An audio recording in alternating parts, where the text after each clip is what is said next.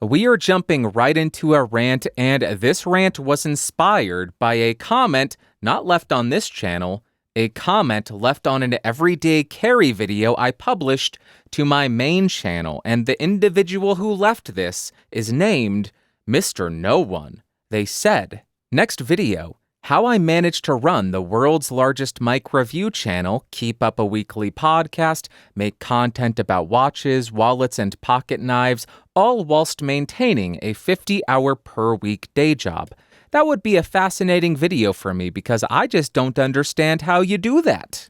Mr. No One, thank you very much for this comment. This is such a fascinating topic to me, and it led me to thinking a lot about the real cost of being a YouTuber. The reason I phrase it that way, the real cost of being a YouTuber, is because what is the main thing people focus on when they are trying to account for the cost of making YouTube videos? The cost of gear. Makes perfect sense. It is easily quantifiable. When you're starting out, you don't know much, so the cost of your labor is very minimal. You may say, okay, 2 cameras, a couple $1,000, couple lenses, $1,000, audio interface, couple $1,000, computer, couple $1,000. Now we're costing around $10,000. That's a lot of money. Goodness gracious, it's expensive to be a YouTuber. And you are not wrong. That is a lot of money to plop down on a table and say, yes, I would like to make YouTube videos, please. Now, you don't need to spend that much. You can easily get by with your phone's camera, which is great. You can get a $50, $60, $100 USB mic and get great sounding audio, and you are off to the races.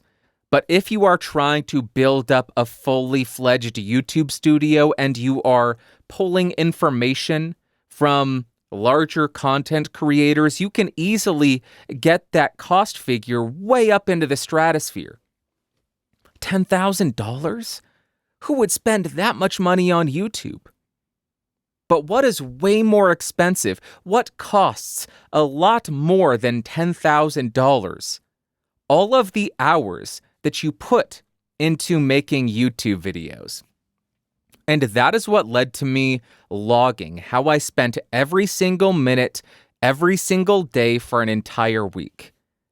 Because when Mr. No One asked me this question, I thought, I don't think I do what he says. I don't think I do keep up with all of my channels. I don't publish content regularly on most of my YouTube channels. I do publish regularly on Podcastage. I do publish relatively regularly on this podcast channel.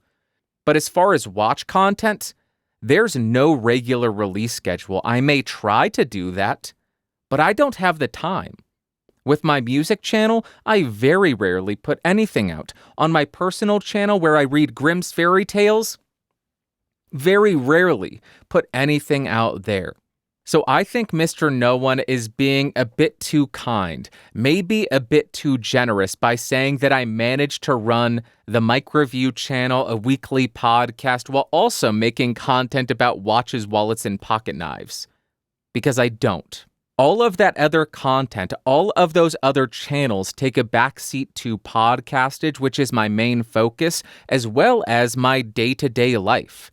So if I need to spend more time making a microphone review video, I am going to put all the other content on the back burner. If something comes up in my life, and it means I have fewer hours in the day to work on YouTube, all of the time that I do have available is going to the main channel.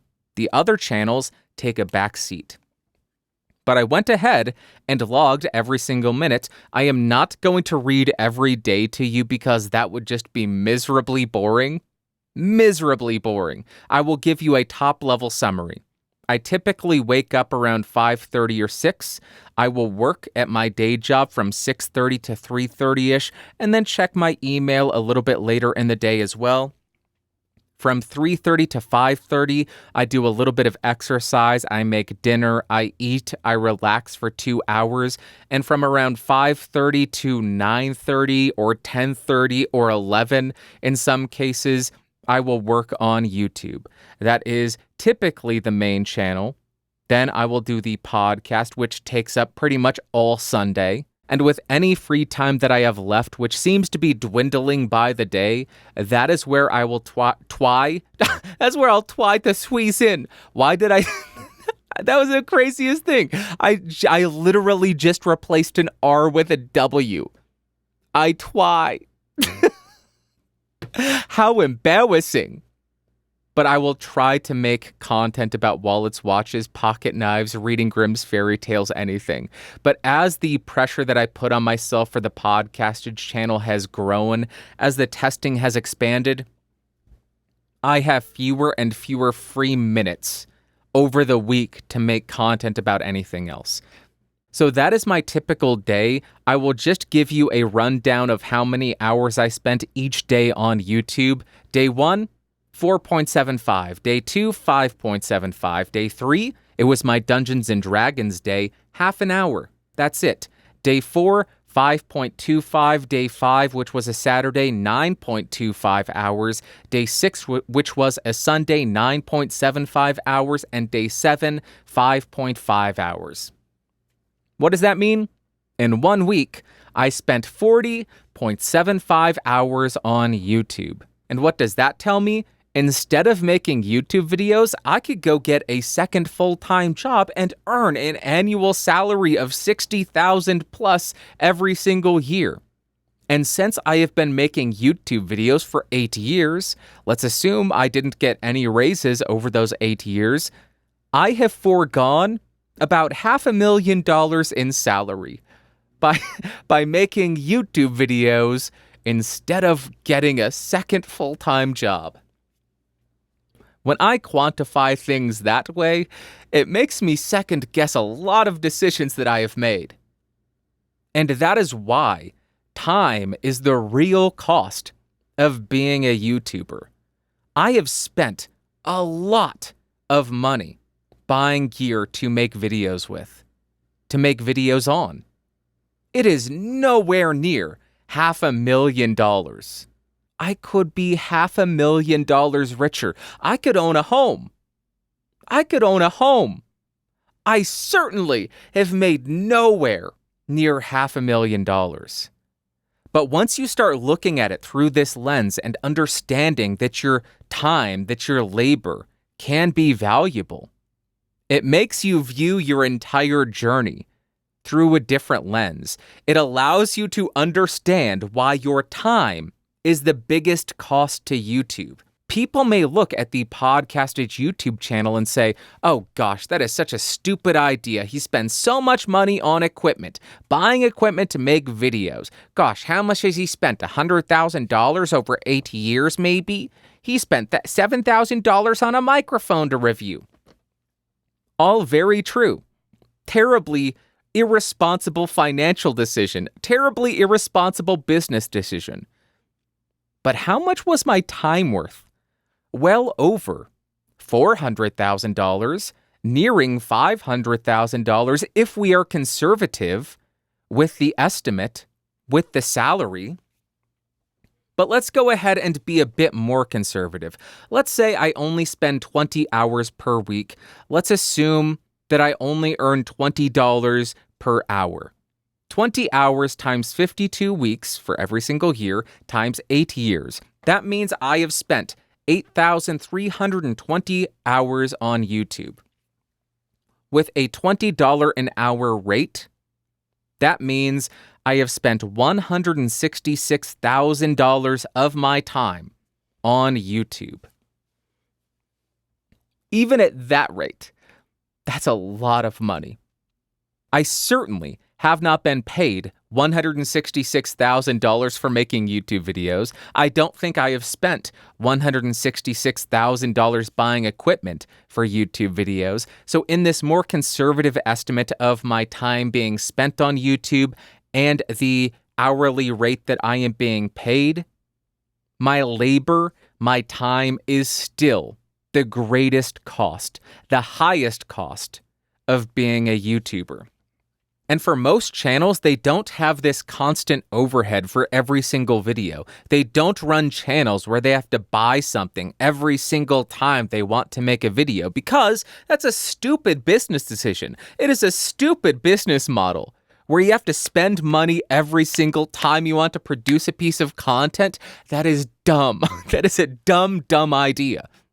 So for most channels, the only real overhead once they have purchased the equipment to make videos is their time, is their labor. And I implore you, if you are a YouTuber, if you are looking into producing content online, let's not even just focus on YouTube. If you are making podcasts, if you are doing anything, don't discount how much your time is worth. Don't discount how much labor you are spending on it. Don't discount the opportunity cost. What else could you be spending that time doing to earn money? Is it worth it? For me, it absolutely is, because this is fun as heck.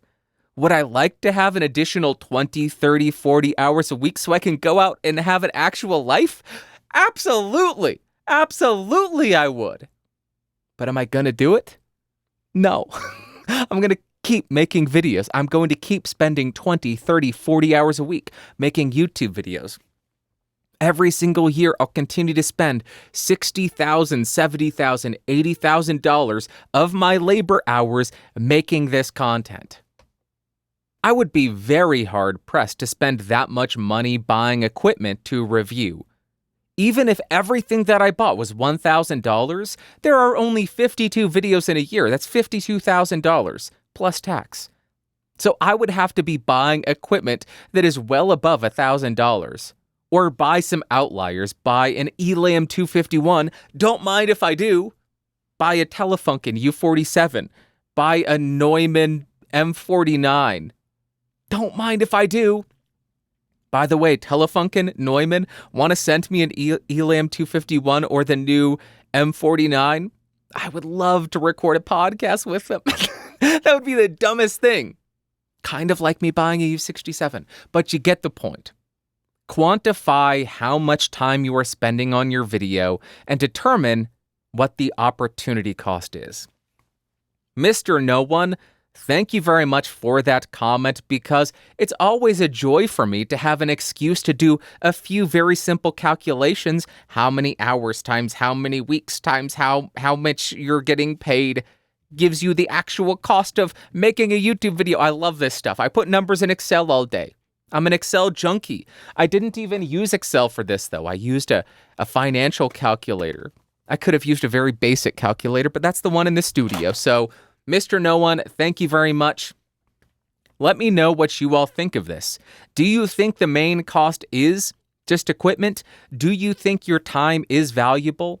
You may not think it is, because when you're getting started, your labor may not be worth that much because you're still figuring out what the heck you're doing. How do you record a video? How do you record the actual video component? How do you record the audio well? How do you host well? How do you do preparation well? But as you get better at it, you are doing jobs that should typically earn $50+ an hour each. Hosting? People earn a lot of money for being good hosts. Making good-looking visuals, a cinematographer earns a lot of money. Good-sounding audio, an audio engineer, a boom operator, a mixer, they earn a lot of money. Doing the production side of things, the video editing, the outline creation, the research, they earn a lot of money. And as an independent content creator, whether it's YouTube, whether it's podcasting, you are doing all of that. You don't have the millions and billions and quadrillions of dollars that these massive podcast studios have, where they have 12 different producers, 7 different audio editors, you have story editors, you have audio engineer 1, 2, 7, 12. We're independent. We do it all ourselves, so our hourly rate is quite high. And frankly, I think it should be quite high, because if you hired individuals to do each of these tasks, cinematography, audio engineering, microphone placement, mixing, video editing, hosting, script writing, outline, research, all of that, you would be paying hundreds upon hundreds of dollars an hour, if not in the thousands. Your time is the biggest cost when making YouTube videos. That is the rant.